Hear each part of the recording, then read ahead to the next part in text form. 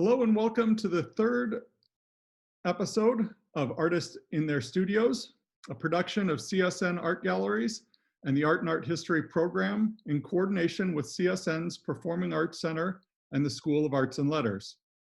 My name is Jeff Fulmer, and I am the gallery coordinator at the College of Southern Nevada. Our third featured artist for Artists in Their Studios is Eric Bean. Eric Bean is an artist, master printmaker, educator, and CSN alumnus.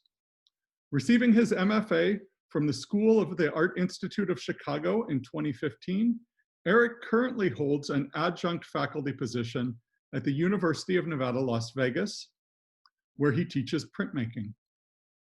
Having a history in printmaking, Eric was trained as a master printer for Gemini Graphic Editions Limited, a fine art publishing house in Los Angeles, where he worked with such artists as Anne Hamilton, Ed Ruscha, and Richard Serra.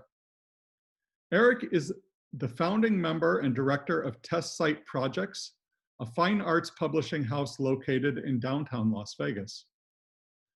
Bean's work employs painting, photography, printmaking, and installation to investigate an arc of mark-making techniques throughout the 20th century and the evolution of observational painting and into abstraction. His work includes painting, drawing, photography, and installations that have been exhibited nationally. Eric's upcoming two-person exhibition, scheduled for the Suburban Gallery in Milwaukee, Wisconsin, is scheduled for summer 2021. We join Eric in his downtown Las Vegas studio and gallery.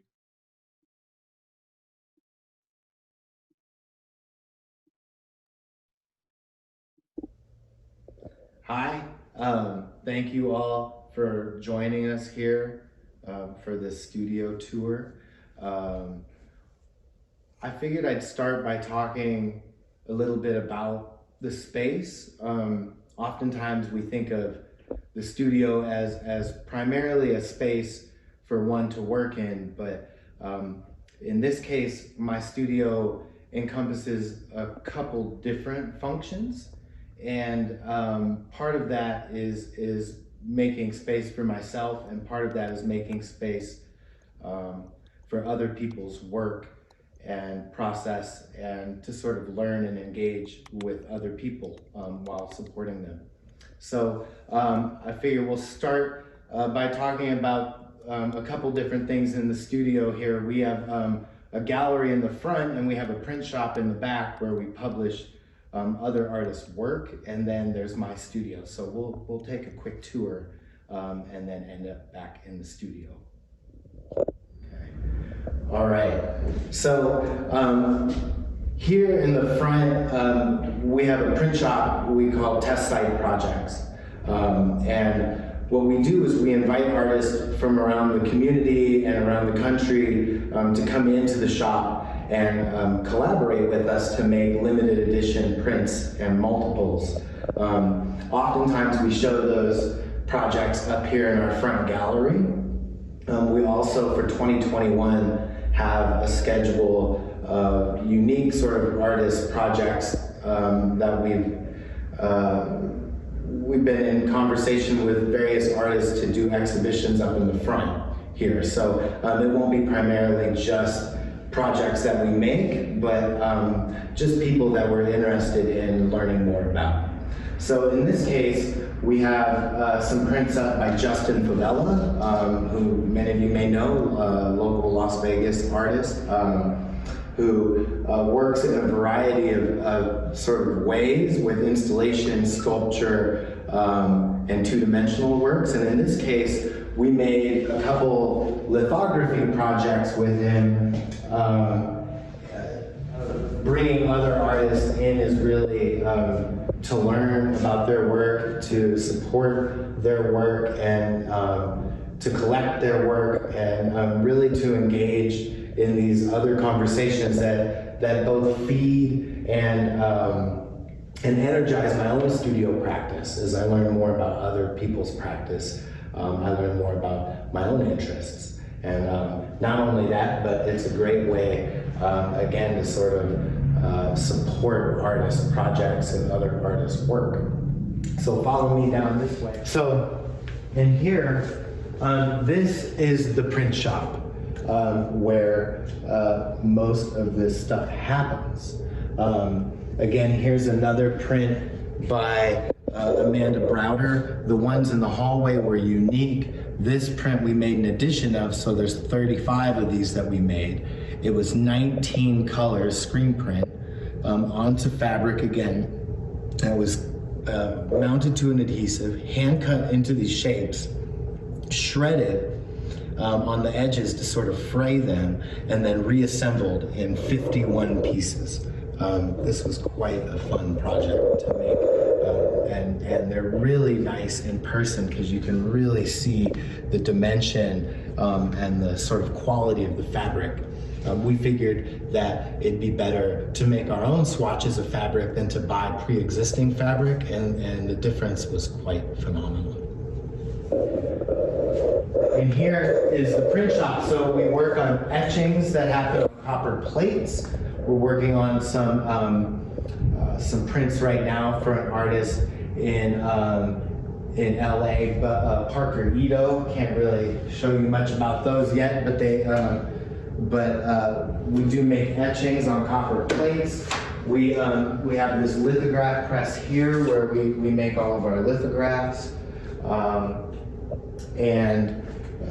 these are a series of screen prints, and we'll show you where those get made.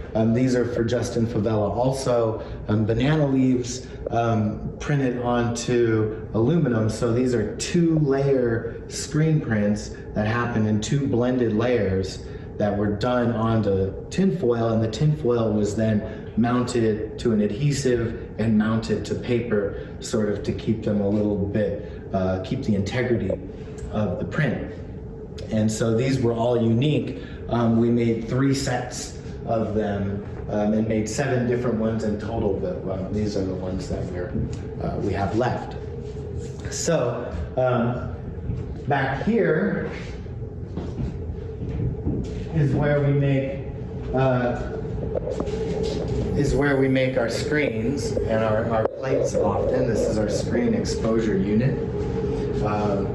Back here we have our screen washout booth and also sort of our acid sink at the moment. And we have a smaller exposure unit back here. So much of our photographic elements come from in there. And then here we've got our screen vacuum press that we do all of our screen printing on. It's a workhorse. We also have litho stones that we have that we offer to artists to use, and a homemade rosin box that we make. So again, this is sort of it happens in 2 ways. For me, this space also is a facility that I can use for my own work. I don't make as many traditional prints for myself, but just in terms of having facility and space, the equipment and the access to it is really great for my own studio. But again, it's really meaningful to me to bring other artists in terms of using the space. So primarily, all of this equipment is used to publish other artist projects. And we try and invite as many people as we can right now with the pandemic. Obviously, it's a little tricky, travel restrictions and safety precautions. But hopefully in the near future, we'll get back to the sort of production level that we have been at. It's great to have artists in here. You learn a lot about other ways that people work, other ways that people approach conversations around their work. It's very meaningful and also creates a sort of unique bonding experience often that I really appreciate. My parents owned a print shop growing up. My father was a printmaker. My brother, my cousins, and both grandfathers were all lithographers. So I never had any conversations with them for the most part about this. My father passed away before I was able to realize my interest in printmaking, but it's continued since I was in my 20s, early 20s. I worked at a print shop in Los Angeles, which was called Gemini Gel, and the sort of application of problem solving and material research at that shop has influenced and inspired everything I do in my studio since then. It's also helped me really find something that I really enjoy. I enjoy collecting other people's work, and I enjoy working on other people's work along with my own work. So it's been great. I worked there for 5 years as a master printer, which is partially, probably primarily, where my interest in having this shop comes in. So with that in mind, let's go back into my studio and let's talk further about my work. Okay, welcome back. We're in the studio again. And I'll walk you through some of the things that are going on in the studio and a couple ways that I think about the studio. I think about the studio, first off, as a place of vulnerability. I think about it as a place of doubt, that I can come into this space and I can feel comfortable letting my guard down. I can feel comfortable being uncomfortable, and that feeling that I have doubt and that I'm working through that doubt. So it's important to me that I sort of do many things. I mean, it's important for me to be in this space as much as possible, but at least every day I try and come in here, even if it's for a half hour, an hour, I make one brush stroke, or I move a chair, or I clean. Sometimes you just need to clean or organize yourself. And so, the studio is an interesting place. It's often like a science experiment and seems a little schizophrenic, although there's many threads that sort of fray out, and at some point they start to bind back together. So it oftentimes seems a little eclectic in here, but I think I really like it that way. It just causes me to think about things every time a little bit differently and a little bit further. So let me walk you through a couple of things that are going on here right now. This is a project that I'm sort of just in the early stages of forming. Every time I have a proposal or an exhibition, I build a 2-scale model. Well, not 2-scale, but I build a scale model so that I can get a better idea, especially if it's a space that I can't go visit frequently, if it's from a distance. Like I really like the idea of having movable parts and having some sort of control and idea of what that would be like beforehand. So in this case, this is for a project proposal at the Aria Hotel, and I've been working through a couple ideas and how those ideas sort of come together. I grew up in a hotel out here in Las Vegas, and that experience as a youth and the sort of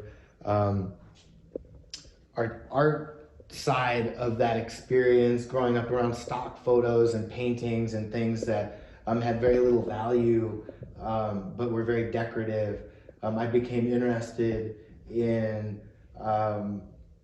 those conversations that happen on the periphery and that sort of breakdown of information, and in the same way interested in mark making, to say like that moment that it shifts from observational painting into abstraction, and that sort of breakdown of information. So in that case, I'm thinking about painting again, and I oftentimes make wallpaper. I'll make paintings. The paintings will turn into wallpaper. The wallpaper will then be photographed or documented and then made back into paintings that hang on the wallpaper. And this, again, this sort of flipping of information. My hand becomes mechanical, the mechanical marks become painted again, and they sort of interact in that way. This for this, it would be a wallpaper installation, and these resin puddles I've been making, and I'll show you. And this would probably be about 8 feet tall in scale, and it'll be a solid cutout of piece of wood that's been treated in graphite or different materials. There's sort of a series of these going on, and a frame that would be sort of leaned back against the wall, and this idea of this this form breaking the frame. And there's a number of different small elements that could make it into the model that shift and tilt things and have other conversations. But as a sort of stripped down piece, this was the first model, and this is these are flowers based on Ellsworth Kelly drawings, who is an artist I worked with at the print shop in Los Angeles. I collect a lot of material, as I mentioned.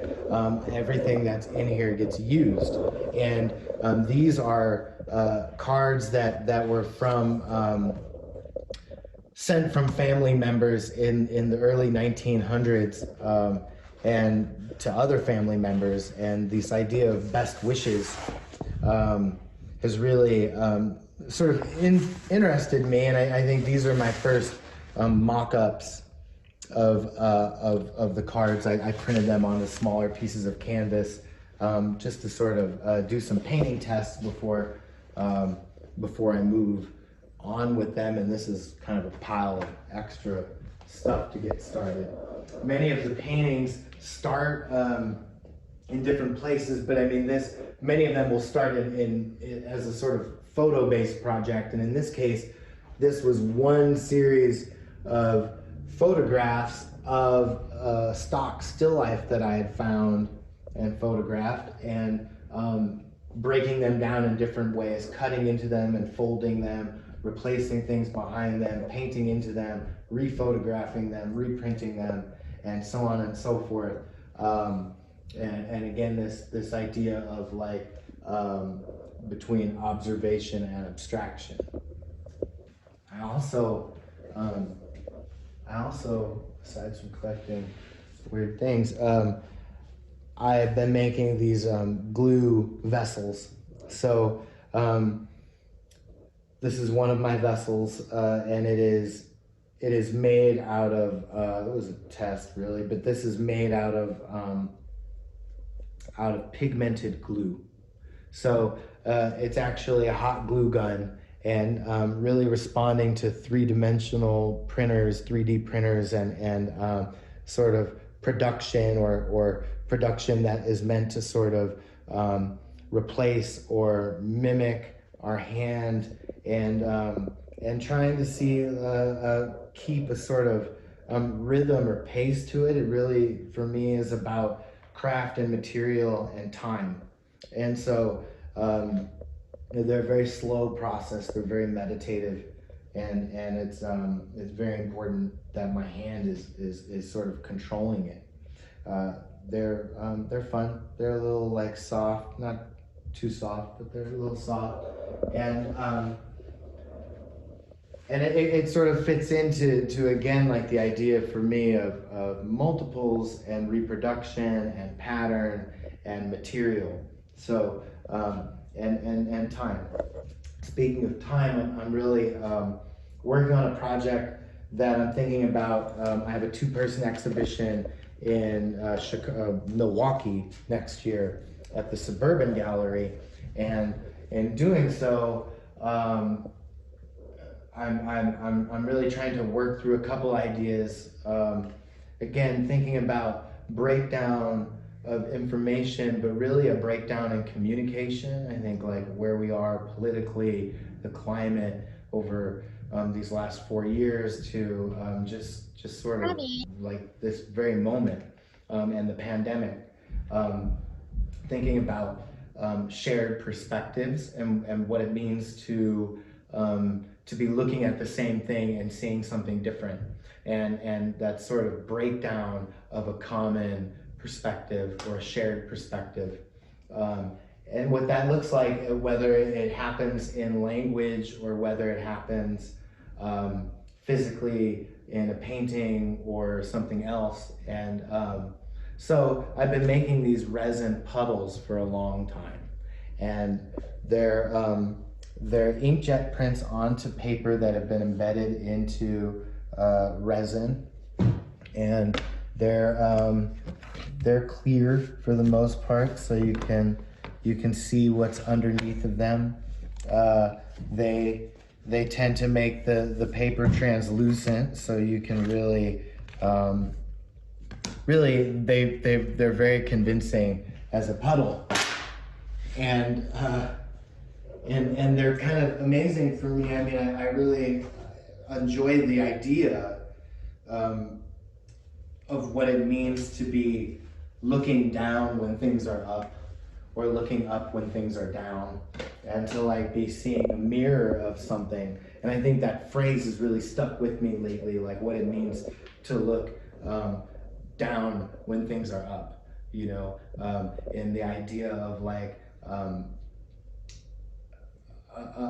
that sort of misinterpretation that happens, right, for me. So I think there's like something flipped about it, and there's something that I'm really sort of grappling with. A lot of the work starts with these smaller pieces, right? I cut things out like Jesus, and I start painting into things, or moving things around, or replacing things. So this is a Jesus piece that I'm working on right now. I mount things to aluminum a lot of the time, and in that case, I make small sort of paintings and collages that then turn into these, you know, come back to these ones that are ready and for action. Here we have these cloud pieces, and again, thinking about shared perspective, many of these have been sourced either as stock photographs, Instagram posts, or online just searches, and I've got hundreds of them at this point, and I'm really sort of thinking of them as being modular. So the idea that they can change form depending on how they accumulate or group together depending on the space. So they're a little more responsive to space. I often erase things with solvents, and either save and use that ink to make new things, or just erase them and work into them, or it's just sort of part of the process. So I've been thinking about how things break down, and in that case, like erasing these clouds, which I feel are something that everybody understands. I generally have cups of this solvents that I make. It gets pretty disgusting after a while, and again, a conversation about time and what the amount of time, I think, and the sort of process of this erasure. It's a sort of documentation of time in small moments. It sort of happens slowly and accumulates, partially because of the smells, and when we're doing them using ventilation, but and partially just by like the nature of the process, that to keep some of these textures and to keep some of these moments, I really have to build things up slowly. Not unlike what happens in a lithograph or a print. I don't necessarily use printmaking specifically in my work, but I use a lot of printmaking theory. How a matrix transfers information to a substrate or piece of paper, a matrix being a plate or a stencil, to sort of like how materials interact or sit on top of each other. So I'm always really interested in those ideas, and I have a background in drawing, so I've been, again, similar to those pieces that sort of accumulate over time, thinking about these drawings and their sort of very early stages, but that they sort of have a life to them that sort of stays with me. So I think by the time these get shown to anybody, they'll be considerably different. But to give you an idea of how things start, there's always something to start with, and then some way to break that thing down. So it's a slow process. But in that case, I think we can turn it back over to some questions, if there are any, and or any other conversations that we can have. And I appreciate you being here and coming for this studio visit and for a tour. Hopefully, in the future, if you're local, when things are safe again and we can, we'd love to have you by for a private tour. So, thank you very much.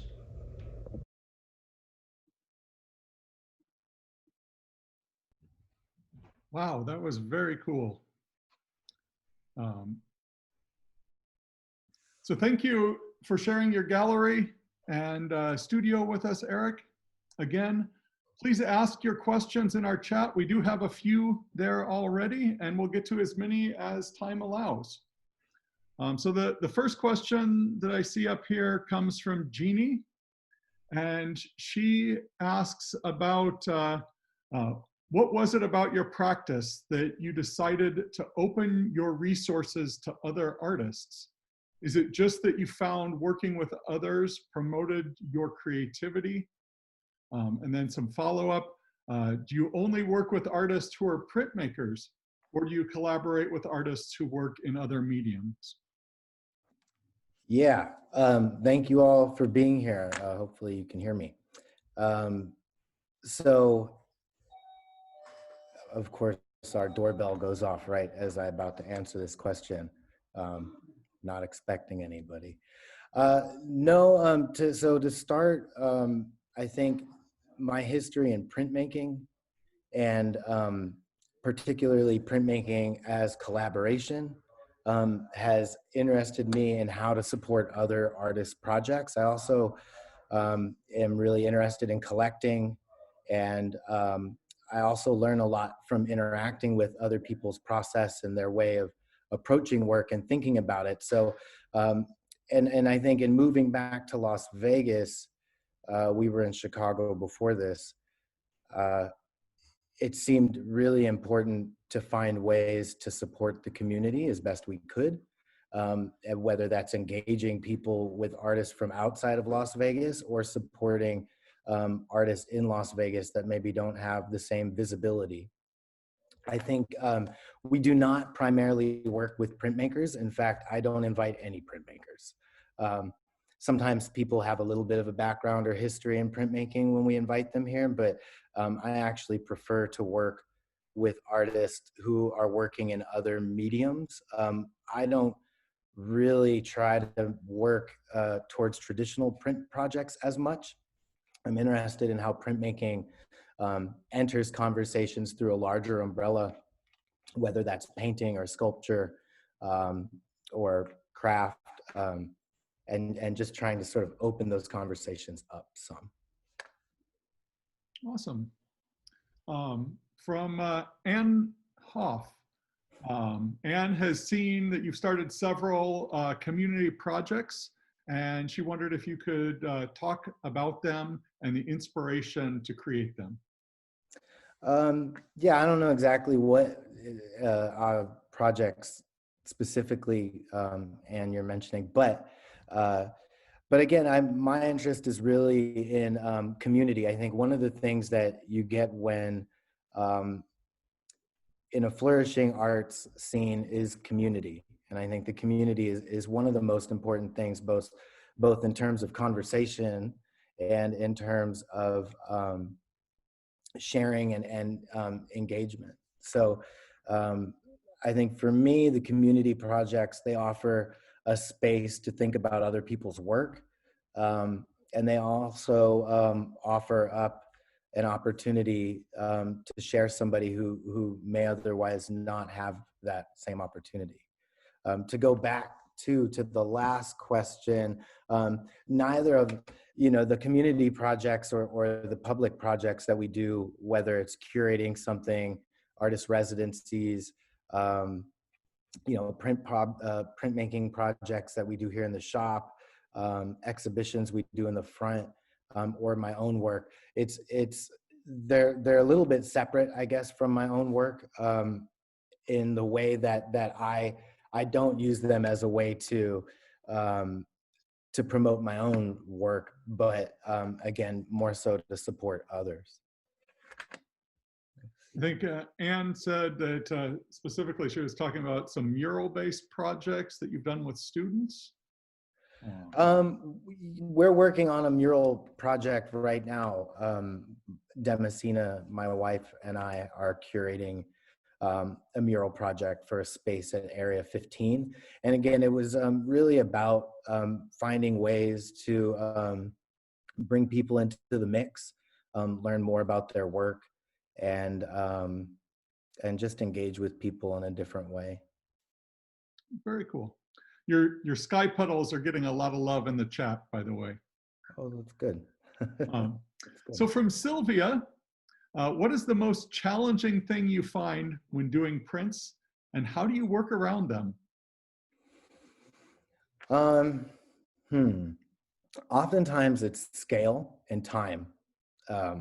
We have here at the art print shop, we have a limited scale that we can go to without really pushing the envelope in a very different direction. And I think time is the hardest thing. Is I wish I had time to spend more time on every project. The funnest part for me, which is also one of the most challenging parts, is helping to figure out how something would be made. So that's where the collaboration comes in. Is I like to hear what an artist is interested in. I invite people that I follow their work fairly closely, and I learn about it as I'm following it. And then they come in and they propose something, or start with an idea, and my job is to really help facilitate that in some way. And again, those problem solving techniques that happen, whether it's how to make a material or how to use a material, are things oftentimes that stem from my studio practice. So I do a lot of tests in here, and those tests carry on into like, hey, we could try this. Have you ever thought of that? And they sort of spawn from there. Okay. Sherry has a question. How do you process iterations and then finalize to select actual pieces for a series? In my studio, it's accumulation. So I make a lot of work. I tend to think of it in terms of like a cloth that's coming undone or fraying at the edges. As those sort of threads extend out further, they start to overlap and twine back into something else over time. And so it's just a process of editing. Okay, I think we have time for just one more question if we get to it quick. You seem to enjoy interplay between original creation and duplication. What do you think about allegoraphy? Calligraphy,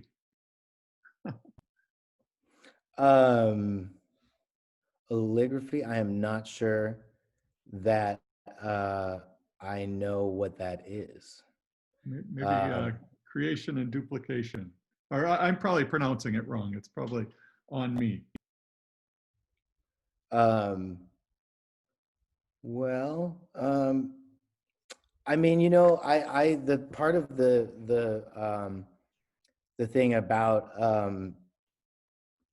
I guess about the studio or about the print shop, I like the idea of using things that can be used for multiples for reproduction, but we generally, like in my studio, I make something that maybe starts as a reproduction and then slowly dissolve it and work away from that. Where in the print shop, we make it a very strict policy not to make copies. So, and by that I mean, like, we wouldn't invite somebody in who's made a painting and then ask them or help make prints of that painting. I mean, it's just not really what we do. So we like to think of, similar to the studio, I mean, they both kind of correspond in saying that we would like the only iteration of this image to exist in this way. So not to say that an artist wouldn't work with the same image multiple times, or I make many versions of things in the studio to allow me to sort of move through them differently, but not necessarily thinking about reproduction. I know when we talk about prints, it's very easy to sort of slide in there as a sort of copy, but I think my history with printmaking has been to sort of make prints that's the only way they exist, is as that print in a limited edition. Very cool. Well, my screen is saying that we have less than a minute left, so we're probably going to cut out here. But I want to thank you, Eric. This has been Artists in Their Studios, a production of CSN Art Galleries and the Art and Art History program in coordination with CSN's Performing Arts Center and the School of Arts and Letters, featuring artist, master printmaker, educator, and CSN alumnus Eric Bean. Thank you for joining us. Stay safe and stay healthy. Thank you. And also, if anybody has any further questions, you can always email me. I'm going to put my email in the chat. Fantastic. Thank you, Eric. All right. Thank you all.